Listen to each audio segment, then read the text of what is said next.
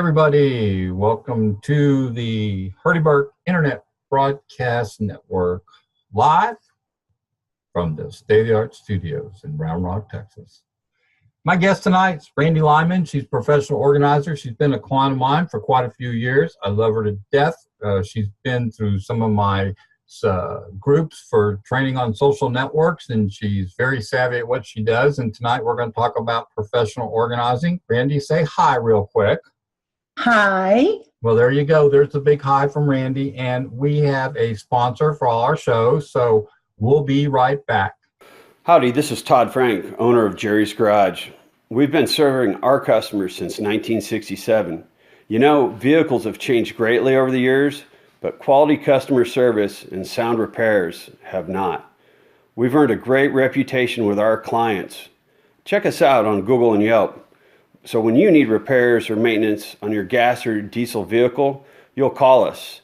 We work by appointment only and sometimes emergency. So our number is 512-255-7627. That number again, 512-255-7627. We look forward to earning your business at Jerry's Garage. Okay, we're back. Randi, welcome to the show. Thanks, Hurdy. So, you know what? You gave me, our producers came up with some top-notch questions for you tonight, okay? That's where you laugh, okay? No, I'm kidding with you. And we'll probably spend about 30 minutes talking to Randi tonight. She's going to tell us a little bit about an intro to her business, and we're going to discuss some challenges she does and some ways she helps folks. She's kind of very unique in what she does. And Randi, I'm looking forward to asking you some of these questions and hearing what you have to say. And so you're in Austin tonight. You guys live out near Lakeway, Texas, correct? Near the big lake. We do. We live like 4 miles away, and we have a boat. We trailer our boat over there, and we try to spend every Sunday on that lake.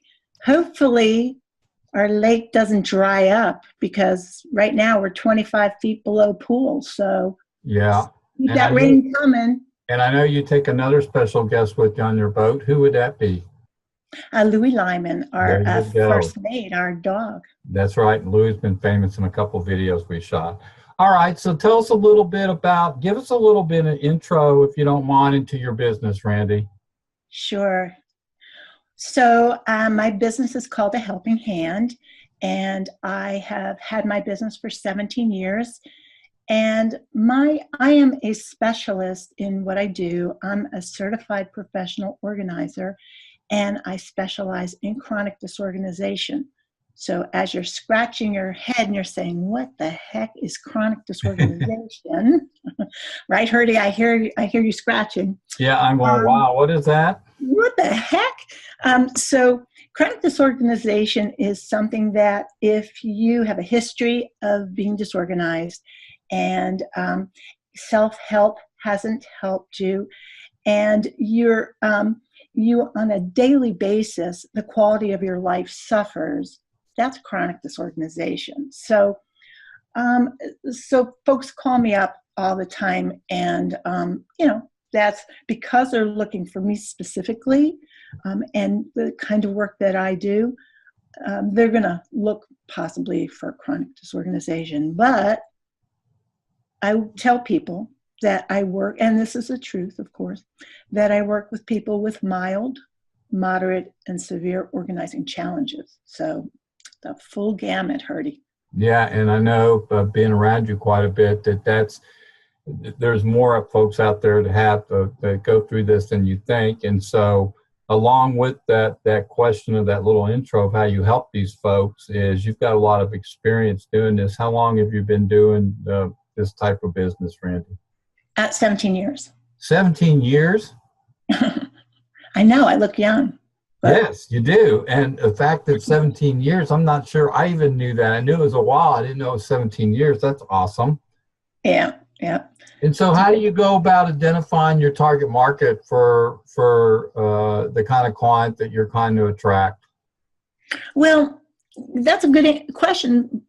My target market are people that, as I said in the beginning, are that really have these kind of chronic disorganized people that have maybe they have physical challenges or mental health challenges or neurobiological challenges like ADHD or PTSD, or even people that are just, have they've just moved in and they need an organizer to help them, figure out where do I put stuff. So my target market is pretty wide, anybody that needs, whether it's organizing for simple stuff, Mm-hmm. or they need to work with somebody all the way on the other side of the spectrum, such as people with hoarding disorders. And they might need, because I also do collaborative work with therapists and psychiatrists and other, and social workers and local authorities if needed. Again, that's because, my work is so specialized. Sure. That's my that's not a target market, is it, Herdy? It's kind of like no, it is, because I know you specialty. cover a gamut of different areas, and through the organizing. So yeah, you've pretty well identified it. You've been doing it 17 years, so I think you know exactly what it's pretty broad. That's cool. You know what? Here's a funny question that I have to ask you, because I would imagine this is somebody has to pick up the phone and call you, right? And Yeah. or they have to they call you for help, right? And so I would imagine that you probably stored in your archive somewhere some common things people say or do when they call you for help. Can you kind of tell us what those might be? Just give us Yeah. I mean, the most common thing that people say, Herdy, is they say, oh my gosh, I am so overwhelmed and I am so stressed out. Oh my gosh, I don't want to live like this anymore. And the other thing is that, I'm frozen by indecision, and that's what clutter is. It's, it's not being able to make a decision. So that's the thing, is they're just flipping out. They just can't, or, family has, started to say that they're going to kill them in their sleep if they don't, Right. if they don't call a professional organizer and get their act together. So, it is about the overwhelm, that's really, and the stress that being disorganized causes. And when they call you, Randi, and they go through these common things, is that something that they feel embarrassed about? Do some people not call at first because they just don't want to make the call? Is there part of that to it too, that people just don't want to admit it?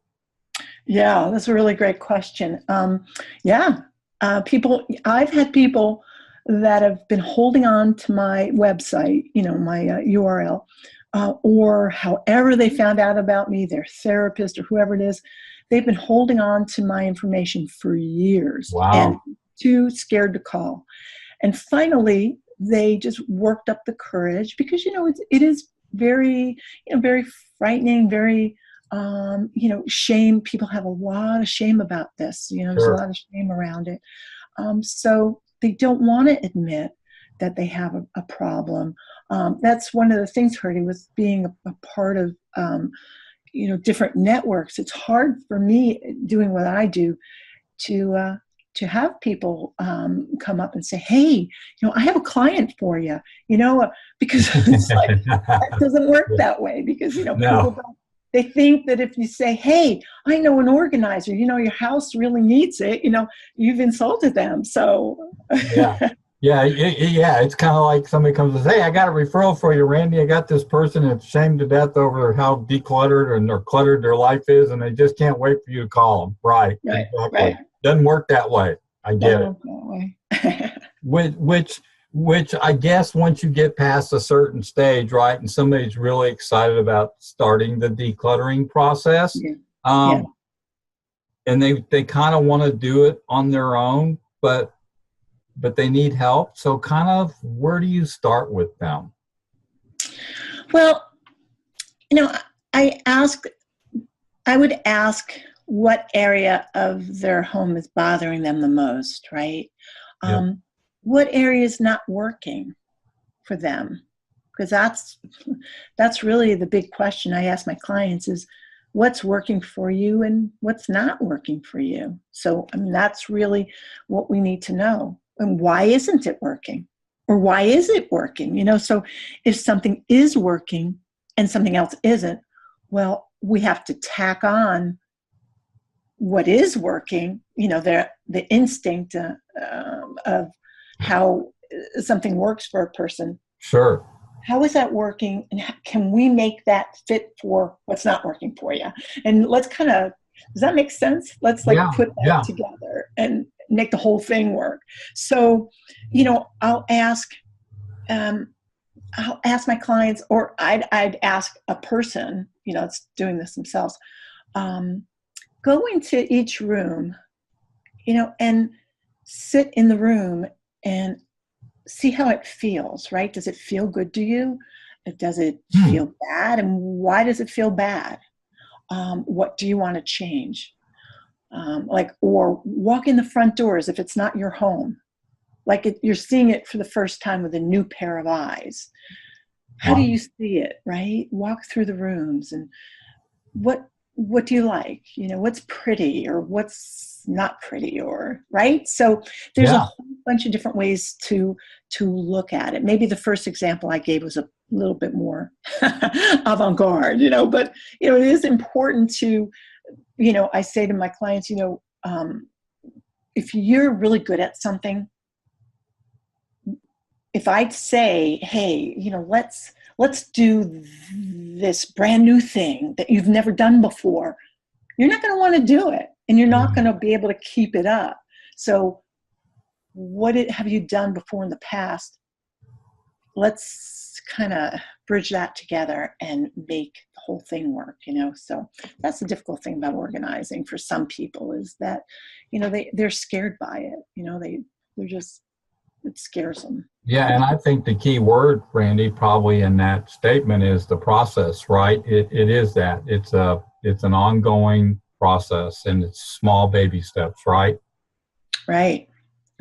Yeah. And that's, you know, that what you're saying about process is, I've had lots and lots of clients over all these years that really get stumped about the fact that they say, oh, you know, I cleaned my whole house up, and then it gets dirty again. Okay. Yeah. That's right. It does. You know, Exactly.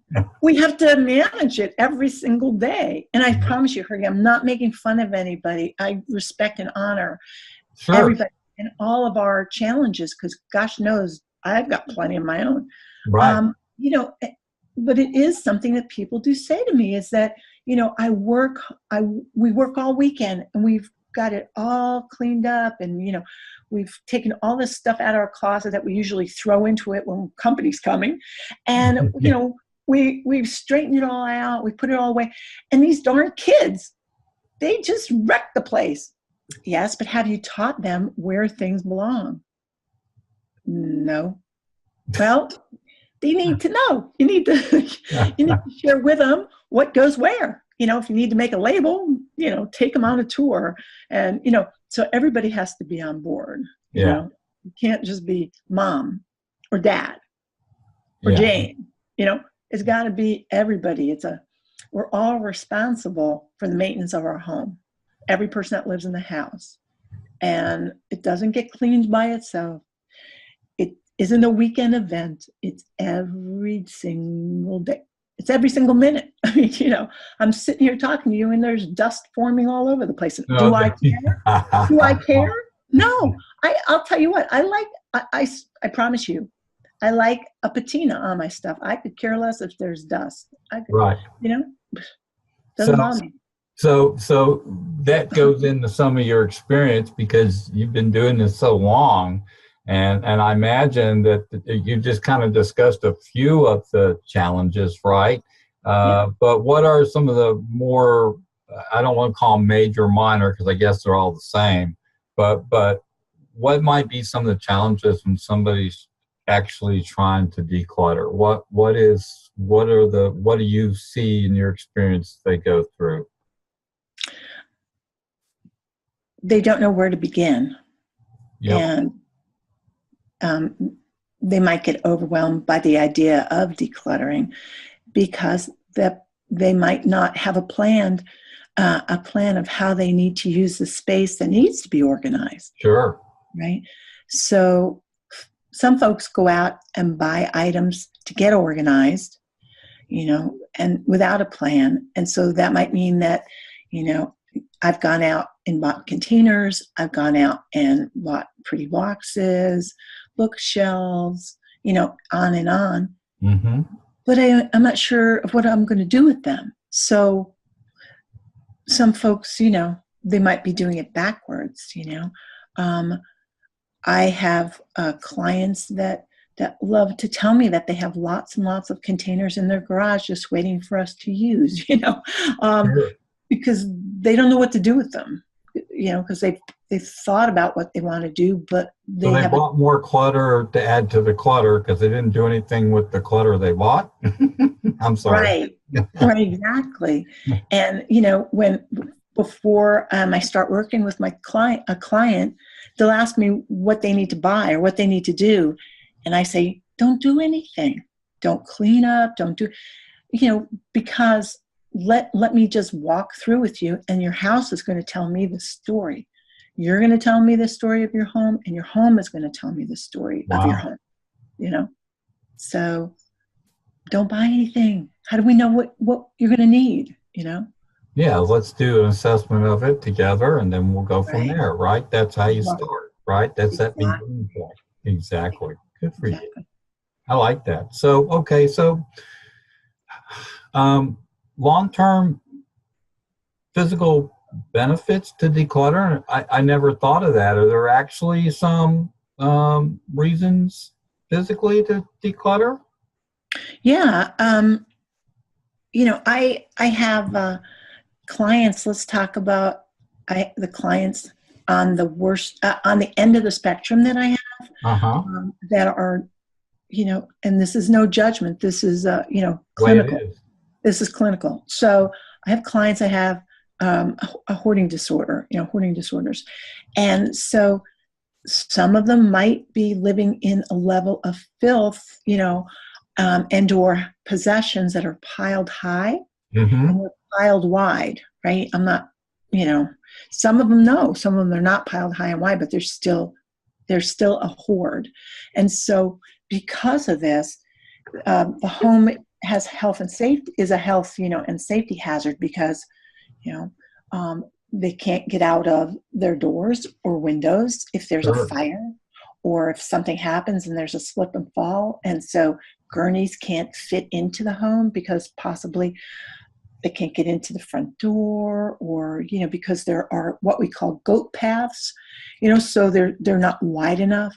I think it's 36 inches wide that they have to be able to get a stretcher in. Right. So, that's where physical, some of the physical benefits are being able to move around, and so that's the extreme level of it, but, yeah.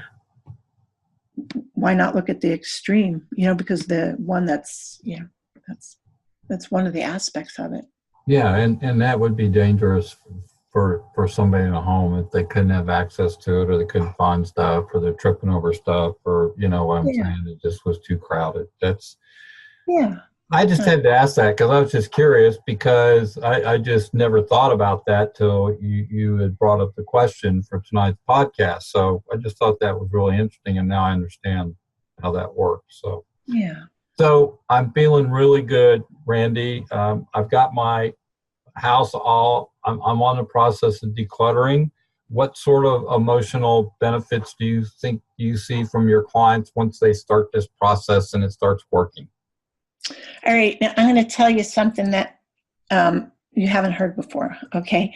So clutter is visual noise. Okay. Have you ever heard of that? No. You should tag that. You should. Yeah. No. Yeah. So clutter is visual noise, meaning that if you have so much clutter, it can stress you out. So it talks to you. Especially for folks that suffer from different kind of neurological challenges or neurobiological, challenges like, ADHD or PTSD or whatever it is. Sure. There's so much stuff. It's like, it's just so too much. So they might not be able to think around it. Well, people that don't have these challenges, it's an emotional benefit to get rid of all this stuff, because it still is, it's visual noise, an emotional noise to many of us. So without all the clutter, there's way less stress in a person's life.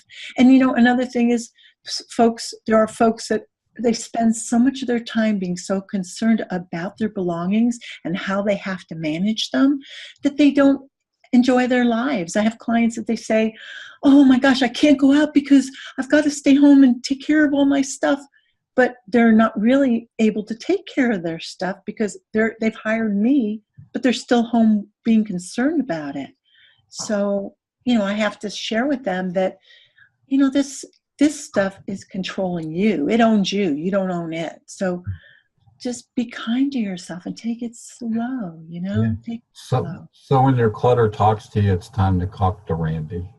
Yeah, for sure. Good tag. See, there you go, right? We could come up with some sort of Ghostbusters theme for that too. That's you, Herdy. You're the brilliance behind the scenes. Clutter is making too much noise in your head. Call Randi. There you go, right?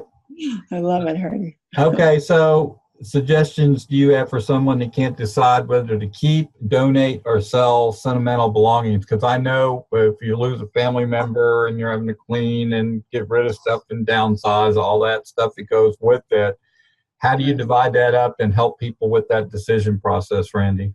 Well, that's a hard one, I got to tell you. I bet. Because, my clients, a lot of people believe, well, let me not say a lot. There are people that believe that their belongings are worth a lot because they've spent X amount of dollars. They should get X amount of dollars plus for them. That's not how it works. These days, kids do not want our stuff. They don't care if Aunt Millie gave it to you. They don't want it. Yep. They don't want our furniture. They don't want our, they might want our music because, it's old school, but they don't want our stuff. So I have different suggestions for clients. Like, if you have some really cool stuff from, let's say from family, like family heirlooms that family members don't want, maybe you might want to give it to like a local town museum or ask the library or, there are really great local charities around here in Austin and Round Rock and, all around that, that offer, they want certain things. There are places that want, crafts and, there's lots of places like Goodwill and Salvation Army and different church groups. And, there's all kinds of really creative ways of selling your belongings. There are just a plethora of them. There's, Nextdoor and Facebook. And so, there's swap meets, where you can go on and get rid of stuff. That's cool. Yeah, there's really great stuff. Now, also understanding if there are things that we or our parents want to give to family, take a picture. If we live far away, take a picture. But don't put all this emotional baggage on it that if you don't take it, I'm pissed off at you. That's not fair. That's not fair. No. Even if you give somebody a gift, give it selflessly, because don't say you're coming over and looking for it, because that's not that's a burden. Like, hey, that 69 GTO I gave you, I just kidding. That's different. That's different. I know. That belongs on the driveway with a nice shine on it. Well, I know there's certain things that are rare you would never give away. We're not talking about that. We're talking about the past. That's you, Herdy. Nobody would ever give you away. You're rare. Right. So you just reminded me of that movie. You know the movie The Jerk with Steve Martin, where he's walking out of the house and all he cares about is the lamp, the chair, just this ashtray, and just this rub. Oh gosh, I love that. So what you're saying is it's not easy, But the first realization is if it's passed me down stuff, generally they're not going to want it. That's just the way it is, and that's what you help them understand. Correct? Well, no, you know what it is? It's open dialogue.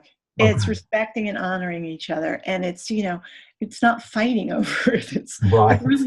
It's really asking and finding out and not being angry if it doesn't fit into the person's life, and then coming up with creative ideas of what to do.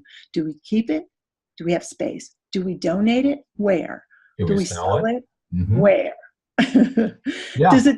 Do we give it away because we're realistic about the fact that it isn't, just because I paid money for it doesn't mean that I should get money back. I got the use, I got the use out of it. Let it go. If I don't need it, give it to somebody else that can use it.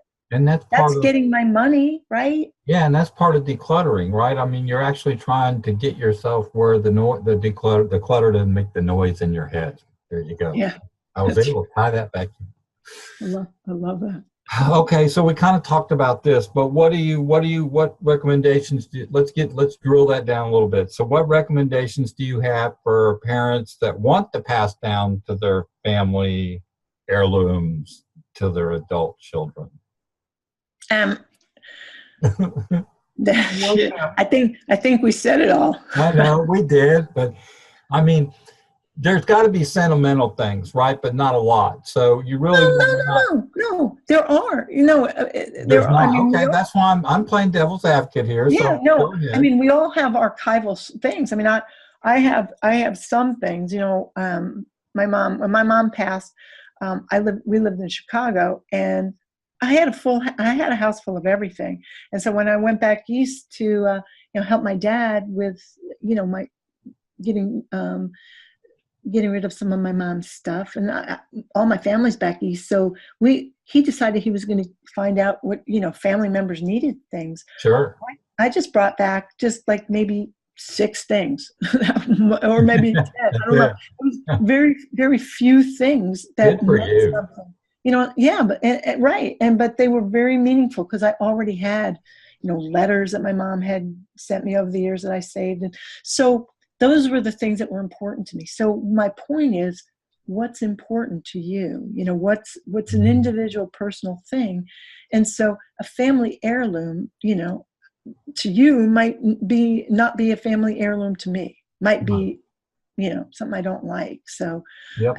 I deal with that all the time with my clients. I just dealt with that this weekend where they were actually having a fight. Right. Forth about, corner. I don't want this. We don't. But Mom, this was Mom's. I don't care. I didn't like it when she had it in her house. I don't want it. Fine.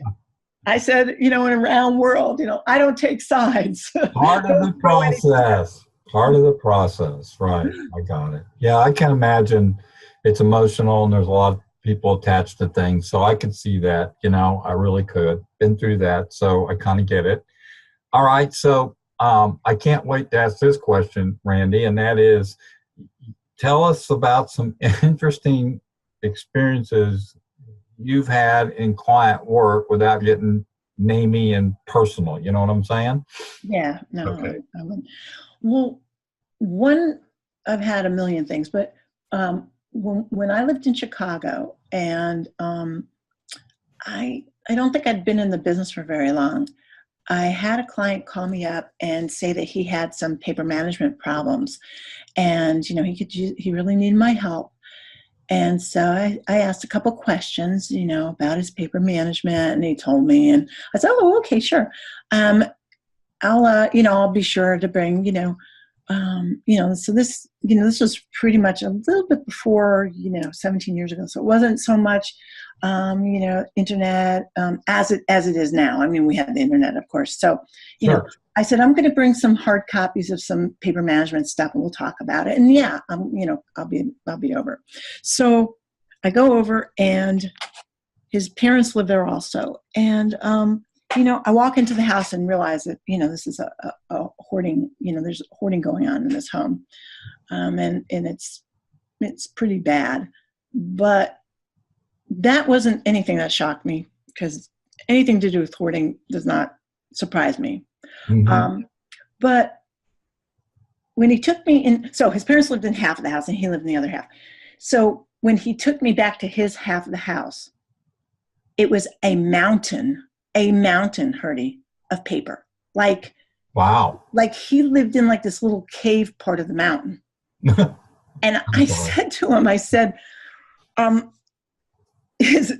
didn't laugh, but I said, yeah, I think you do have a paper management problem. When did this start? And so he said, like sometime in the 60s, I think. And I said, well, how do people get in contact with you? Like, how do you pay your bills? And he said, well, people call me. and I said, you know, how are you gonna pay me for this session? And he said, you know, because he was saying how he, you know, pays for things, and you know, he doesn't know where his checkbook usually is.